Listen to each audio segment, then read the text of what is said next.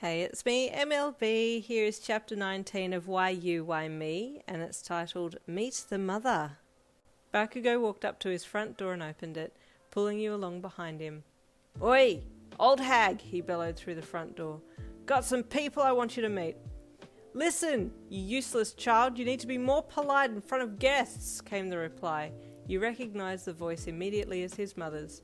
She rounded the corner and looked at you and your grandma.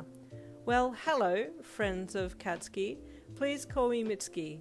She smiled brightly and walked forward to shake your and your grandma's hands. She reached for yours and saw Bakugou was holding your hand. Her demeanour changed instantly. Oh, she said slyly. More than friends, I see, she said, shooting Bakugou a devilish smile. Shut it, Bakugou growled. Let's go to the lounge room so I can explain everything. Mitsuki raised her eyebrow at her son, but let him lead the way, falling in step with your grandma and chatting lightly to her. Bakugou plopped down on the lounge and dragged you down next to him, letting go of your hand and wrapping his arm across your shoulders. You tentatively placed a hand on his knee and felt him stiffen slightly, so you glanced at him. You okay? Is it too much? You whispered quickly, gently squeezing your fingers into his leg to indicate that you were asking about your placement of your hand on his leg. It's fine, he muttered back. It's just your touch is making me lose my cool. You blushed madly and looked away slightly as Mitsuki and your grandma walked into the room and found seats, sitting down comfortably. Mitsuki looked over to you two and visibly stifled a giggle. You two look like an old married couple. She gestured to the way that you were sitting, his arm around you and your hand on his knee. You chuckled shyly. It's because she's my soulmate, Bakugou said frankly. Mitsuki coughed. Sorry, I'm not mad or anything. It's great, but what the hell is going on? Okay, where do we start? You said, tilting your head to the side and looking at Bakugou.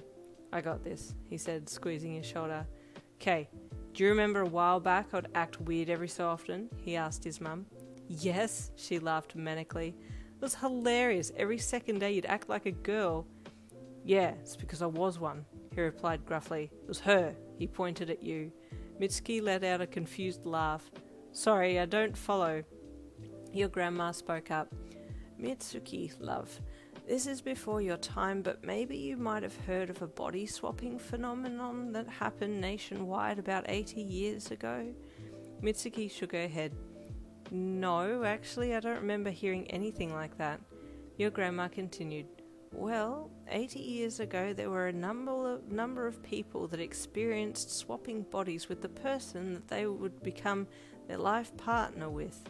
Mitsuki cocked her head. This phenomenon still continues today, just to a lesser extent. Mitsuki looked at you and Bakugou. Is this what happened to you two? You nodded. One day I woke up and I was still me, but I was inside his body. Her mouth fell open. And the next day, I was back in my body again, but the following day, I was back in his again, you said, pointing at Bakugou again. Same goes for me too, he said lowly. Woke up in her body, next day was back in mine, just continued to alternate like that. Wait, Mitsuki muttered, pressing her fingers to her temples. So you two have been swapping bodies and living each other's lives? You both nodded. So that time that I was at the bathroom door and you walked out and screamed when I was standing right there was you? She looked from Bakugou to you. Yeah, and you accused me of screaming like a girl, you said with a light chuckle. Mitsuki's jaw fell open. And all those times I refused spicy food? It's her too, Bakugou added.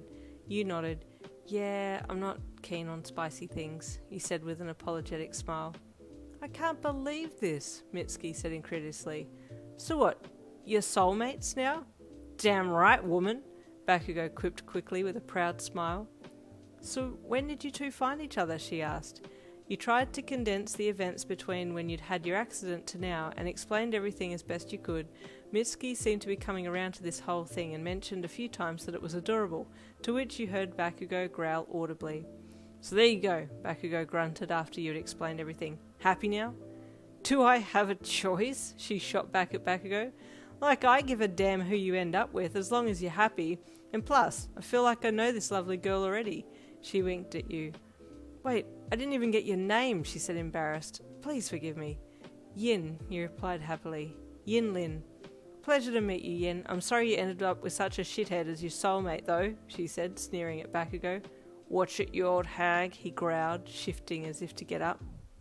You quickly moved your hand from his knee to his chest and held him back gently. He obeyed. Mitsuki saw and raised an eyebrow with amusement.